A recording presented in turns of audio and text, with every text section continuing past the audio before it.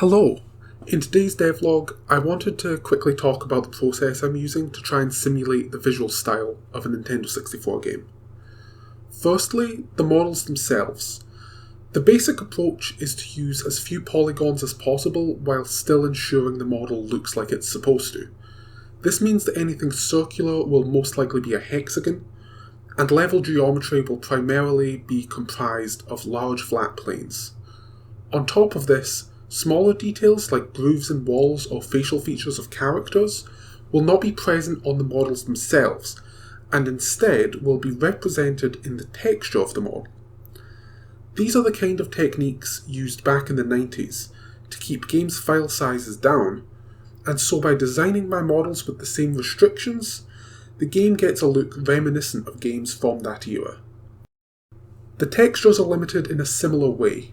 Nintendo 64 textures were 64 by 64 pixels, which normally looks clearly pixelated, but they also used a texture filtering technique to blur the textures, making the low resolution less noticeable. This caused a fairly distinct smudged look in all textures in Nintendo 64 games. The textures I'm making in Marty's Quest are the same 64 by 64 pixels, and much like on the Nintendo 64, Unity features the same texture filtering techniques to be applied to them. A lot of 90s inspired indie games aim to replicate the look of the PlayStation 1.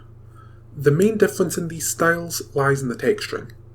PS1 games were stored on disk, and so were able to store textures that were 128 by 128 pixels. These textures, however, didn't have the texture filtering that the N64 does, so you could see the pixels making up the texture more clearly.